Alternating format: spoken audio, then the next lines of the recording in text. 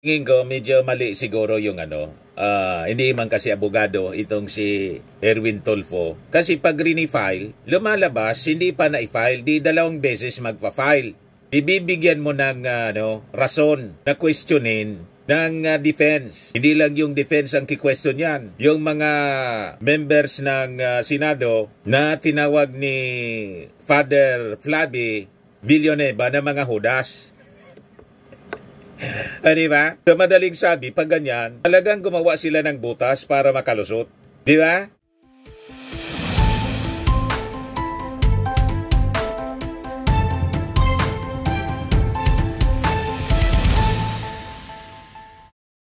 Hello po mga kababayan, si Dante Maravillas, Bicolano vlogger, broadcast journalist from Albay. Kumusta po kayo mga manoy, mga manay, mga tugang? So pag-usapan natin itong impeachment case po, yung articles of impeachment kasi lalong gumulo. Lalong gumulo yung kwento mga kababayan. Kung ano na yung mangyayari sa articles of impeachment, ginawang basketball po. Imbes na simulan yung trial, binalik sa Congress. Ngayon, yung Congress binalik sa Senado. Ayan sabi ng Congress, ball is now on Senate. BP Duterte impeachment complaint has been returned. O ngayon, kanina na-interview si incoming senator, still congressman pa siya, ex-CIS, and incoming senator, congressman and incoming senator Erwin Tulfo. Ito yung sabi niya kanina. Sabi rito sa report ng Inquirer, Erwin Tulfo bears House plan to refile impeachment case versus Sara Duterte. Refile? Bakit kailangan i-refile na naka-file na? Nung naka-file na mga kababayan, ni-return to sender, pagkatapos i-refile daw.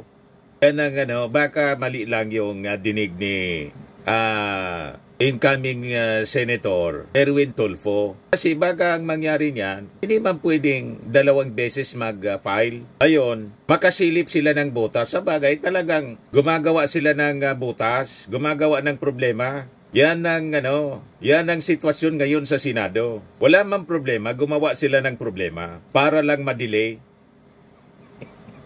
yung impeachment trial po. Yon ang tingin ng isang kilalang abogadong taga rito sa amin sa Albay, si Attorney Howard Calleja. Yan po, sabi ni Attorney Howard, yung mga senadoran niya, mga lawbreakers na. Lawbreakers, lawyer hit Senate on Sara Duterte trial. Wala man sanang problema. Talagang intention po. Gumawa sila ng problema para sila may poproblemahin. Ano ba? Ginulo yung proseso mga kababayan ng impeachment. So ito yung sabi ni Erwin Tulfo mga kababayan. May nakarating daw sa kanyang kwento na i-refile yung impeachment case. Nagkarapay na. Nabuang na mga kababayan itong mga senador. Nawala sa katinoan. Kaya sabi ni Attorney Howie Calleja, yung mga lawmakers natin, naging lawbreakers na po. So sabi ni Erwin Tulfo, I think that the House will really refile it. That's what I heard from my colleagues. They will refile it with the 20th Congress. Before, they said once returned, they will refile it. I don't know how they will do it in mechanics. I do not understand. Let's wait and see. Sabi niya po sa mga reporters. Tingin ko medyo mali siguro yung hindi man kasi abogado itong si Erwin Tulfo. Kasi pag rini-file, lumalabas, hindi pa na-file, di 2 beses magpa-file. Ibibigyan mo ng rason na questionin ng defense. Hindi lang yung defense ang ki-question yan. Yung mga members ng Senado na tinawag ni Father Flavi Villanueva na mga hudas. Diba? So madaling sabi, pag ganyan, talagang gumawa sila ng butas para makalusot. Diba? At mangyari yung tinatawag na one year ban sa pagpa-file. Ano mangyari niyan? Mauubos mga kababayan yung panahon ng ating mga senador at mga congressmen sa pagpaparapapasa na lang ng impeachment case imbis na simula na yung impeachment trial. Nakita ninyo kung paano tayo niloloko nila? Yes, sabi ni Erwin Tulfo. And then, we'll see where do we go after that. I know that there's a ban. 1-year ban. I am thinking, what can that be? Hinanapan ng butas, mga kababayan. Ibinalik, pagkatapos, i-refile para i-refile. Is that the intention, mga kababayan, ng mga senador na kaalyado ni Sara Duterte para magkaroon na ng violation? At mangyari, yung kanilang objective, mga kababayan, yung kampo ni Sara na i-dismiss yung kaso at hindi na magkaroon ng trial at presentasyon ng mga ebidensya. Payag tayo, mga kababayan, sa ganitong ginagawa ng ating mga senador. Ngayon, tinanong si Erwin Tulfo on whether or not the 20th Congress can pursue the impeachment trial of Duterte. Sabi ni Erwin Tulfo, I think it can proceed. Well, my stand here is that it should just be heard in Congress. So, we can lay everything out for the public and clear up any doubts. Yun sana, mga kababayan, unang-una, ang sabi ni Sara Duterte, although hindi man tayo naniniwala, with the actions ng kanyang mga abogado ngayon, taliwas doon sa sinasabi niyang, I want a bloodbath. Kasi ang ginagawa, mga kababayan, ang efforts ngayon ng kanyang mga abogado ay di matuloy, pati mga kaalyado, at di matuloy ang impeachment trial. Ginagawa ng butas, mga kababayan. You see? Grabe ang pagkadismaya, mga kababayan, itong si Atty. Howie Calleja, na isang constitutional law professor. Sabi niya, our senator lawmakers are lawbreakers. Nilalabagan niya ng mga senador ang mismong ating konstitusyon and the Senate's own impeachment rules. Sabi po ni Atty. Calleja na taga rito po sa amin. Sabi po ni Atty. Calleja, ito ang ating mga senador are supposed only to listen to the evidence and decide to convict or acquit, not to make motions which Escudero allowed. Yun nga po, kung sana mga kababayan na senador pa, Senate President pa, si Juan Ponce Enrile, sabi ko nga po kahapon, malamang yung motion, in out of order yon, yung motion ni Bato de la Rosa, kasi hindi man dapat siya nagmotion ng ganon to dismiss. Ang motion to dismiss dapat galing sa defense lawyer ni Sara Duterte. Siya na yung tumayong abogado na hindi man nga po siya abogado sa kanyang profesyon.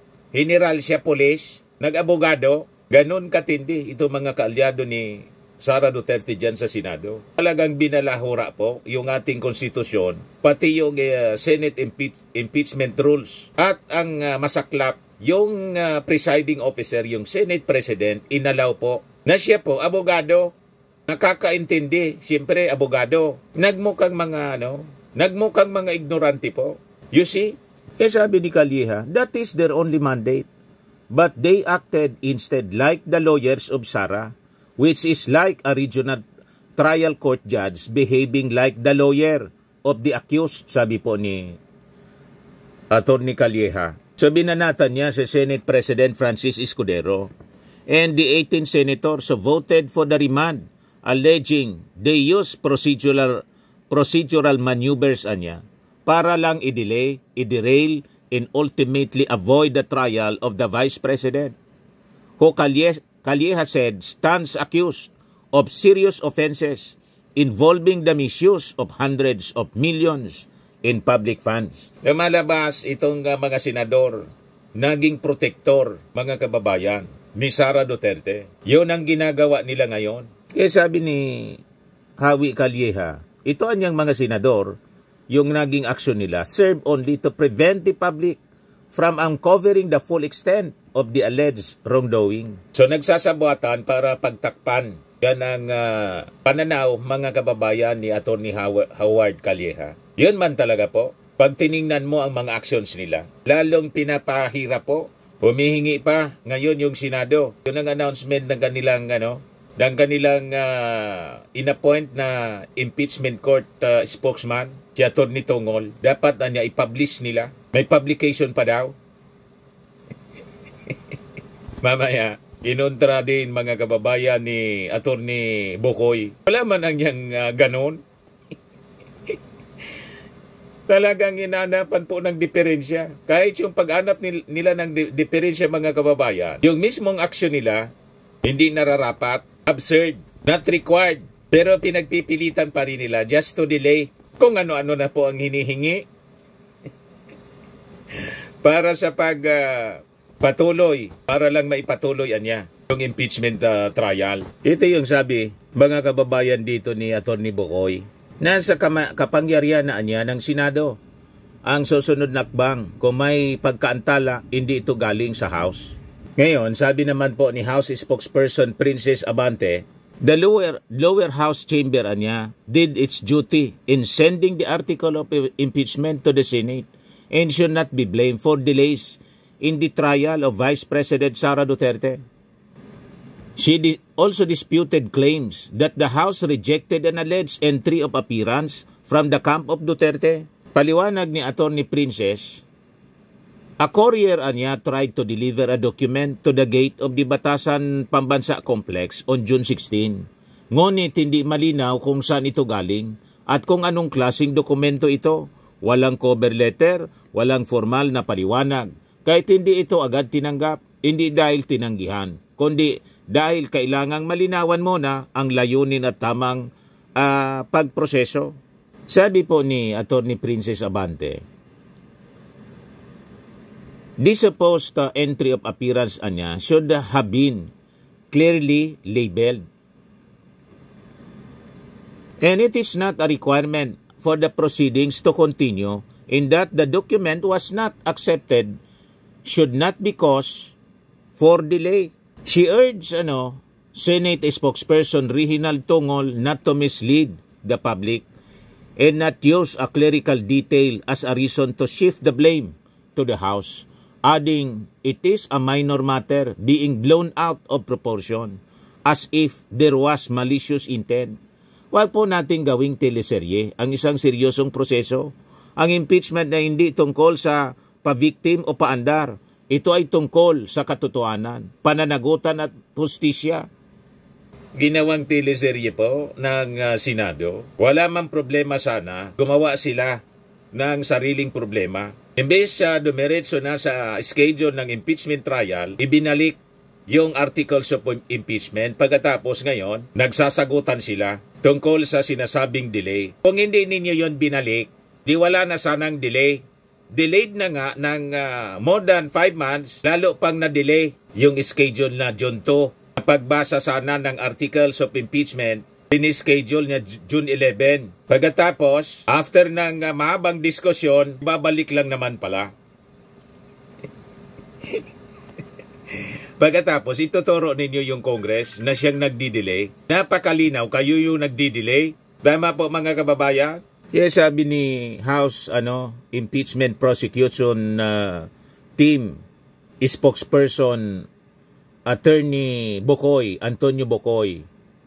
It was unusual that the Senate imposed two conditions on the House, which he said is supposedly a co-equal branch.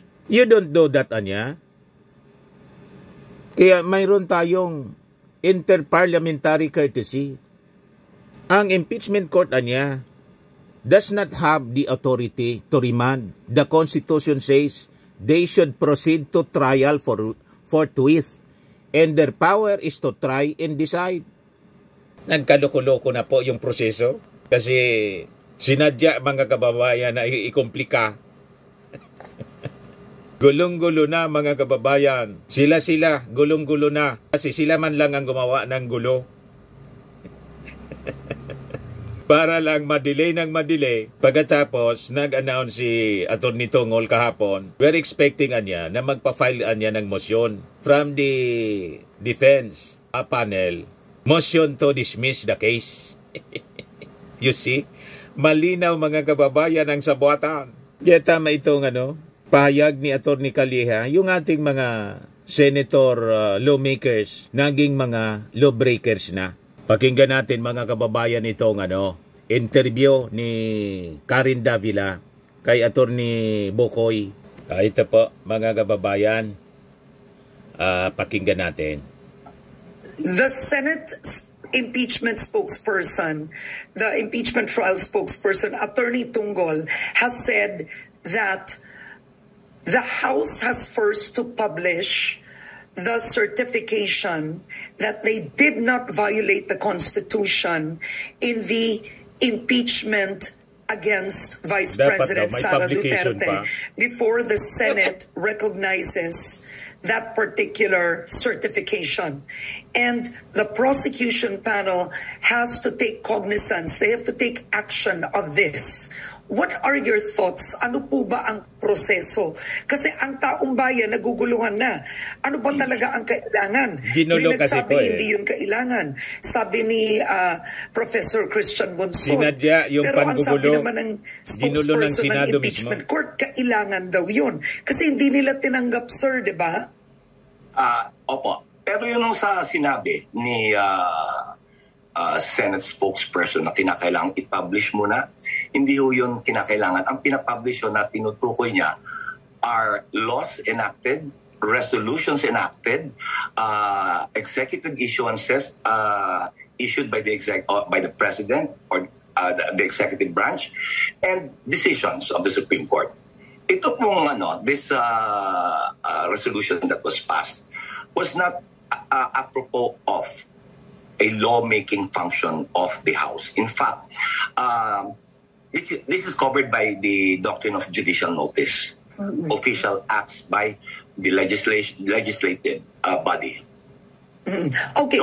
So, judicial notice. Yeah. So, Attorney Bokoy, what was remanded back to the House already certified that they did not violate the 1987 Constitution with the impeachment of Vice President Sara Duterte, kung even ng if there were requirements 3 complaints filed before that. Pati publication ang po, ngayon, the Senate did not recognize this. Kahit na sinertify na, what will happen next? That is unusual. They impose 2 conditions. One is the certification, which we already have, and the other is an affirmation by the upcoming or incoming Congress, the 20th Congress, that they are still pursuing the impeachment complaint. It is a very unusual, to say the least, or absurd situation because they are ordering not the prosecution but the House of Representatives. A co-equal branch. You don't do that. Kaya ho tayo merong interparliamentary courtesy. And this one breaks that tradition, breaks that practice. Sa legal batas nga, sinalaula na ng Senado. File this because even if you file this certification, hindi rin sabi yan ng mga we constitutionalists mismo, hindi po ako. Which cannot be complied with now. So the option is whether to file them separately as separate compliances or we file them together. So we're weighing our options right now. We need clarification. What do you really want? Why? The reason for the demand is not among those recognized by law. If you will recall, the rules of court is suppletorily applicable to the impeachment proceedings, meaning if there are no provisions covering certain areas or certain stages in the proceedings. Tapos, ang laging hamon po ng spokesman ng Senado, may reklamoan niya kayo, i-file ninyo yung question sa yung reklamo ninyo, mag-file niya kayo sa Korte Suprema. Ayaw mo na pong patulan, mga kababayan, itong mga hamon na to. Kasi, sabi nga ng mga legal luminaries, baka trap lang ito para lalong ma-delay. Kasi pending sa Senado. Yun mismo ang sinabi ni dating Chief Justice Renato Pono. Dapat niya pag-aralang mabuti yung mga actions. Kasi alam nila, alatang-alata na talagang ang intensyon mga kababayan ng Senado, i-delay ng i-delay. Later on para mabutasan po yung mga actions ng prosecution. Later on, ma-dismiss ang pinaka-objective. Hindi matuloy ang impeachment trial. Yan ang objective nila mga kababayan. Mga utak sindikato na po, mga kababayan. Covered by the Constitution or the rules of impeachment by the Senate, then that's the time you apply the rules of court. They cite that the remand was an exercise of the inherent power of the court, citing Rule 135 of the rules of court. But the problem is, the court, they say that the court has the inherent power to amend and control its process and orders. But there is a caveat there. There's a precondition, provided that they are conformable to laws and justice. Yun ang sinabi ng spokesperson, he stopped short. Sinabi lang niya that they have the inherent power to amend and control. Hindi niya tinapos yung provision eh. That's because he is actually possibly mouthing off what the Senate President had said, that the impeachment court's power is limitless. In effect, sinabi ni Senate President Chis Escudero, kahit anong gusto nila gawin, pwede nilang gawin. And he cited a law to support that. Yan ang sinasite nila, yung Rule 135. Like I said, the inherent power of the court to control and amend its process and orders should be conformable to law and justice. Correct. Yeah. And this is not conformable to law. At saka sa ating konstitusyon, yun ang naglilimit. Now, this is above not the Constitution pa itong mga senador lumalabas. It is not the court, the impeachment court, does not have the authority to remand. The Supreme Court said, the Constitution says that they should proceed to trial forthwith, and their power is to try and decide. You know, gasgas na nga yan eh. It's been over-argued. It has been overstressed. Paulit-ulit na lang. But, you know, they still come up with their own interpretation, which are not in accordance with law. So you're correct. And I agree with the framer, Attorney Christian Monson, that we're heading towards a broken democracy. All right, but what happens now?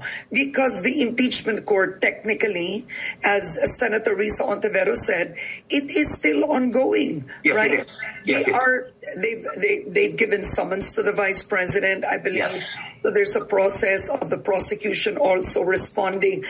Kumbaga, the process is ongoing. It is. Ang tanong, what happens with the 20th Congress? We await, kasi ganito, no? That's why we want a clarification. What do you really need? Because according to the law, you should proceed. You impose additional conditions not sanctioned by the law. You cite provisions that do not apply or in fact contradicts what you're saying. So, we are weighing our options. That's why it is taking Legal maneuvering mga kababayan ginagawa ng Senado. To come up with a firm. Hindi nga legal maneuvering, kundi illegal na. Kasi against the Constitution. Kaya yun, tinawag na ni Atty. Calleja. Senator lawmakers niya, naging mga law breakers na. You see? Anyway, babantayan natin mga kababayan itong masalimuot na ginawa ng mga senador. Na talagang ang objective, i-delay ng i-delay.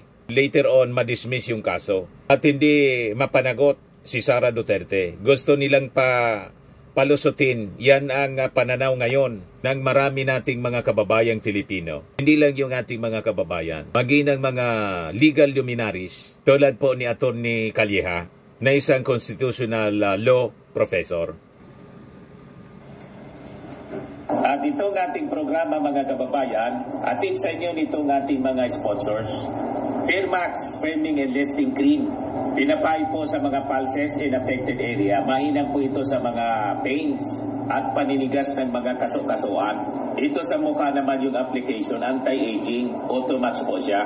Ito, iGlow 60 mga kababayan. Whitening po siya. Made in South Korea. Ito naman po, Nengxia Red Mix Fruit Drink. Gawa po siya sa goji berry. May anti-cancer properties po siya. At sa mga naghanap po ng malinis and spacious fitness gym, pumunta lang po kayo sa aming Colossal Fitness Gym. May Grab car rental din po kami. At bills payment po sa aming office. At saka sa mga mahilig po sa mga imported bags, manood po kayo sa live selling ni Madam Aileen Rosales sa kanyang Aileen Closet po. Pati mga shoes, ito yung kanya po. Ito yung kanyang page. Kita ninyo, napakagandang mga online selling po siya. Si Madam Aileen Rosales.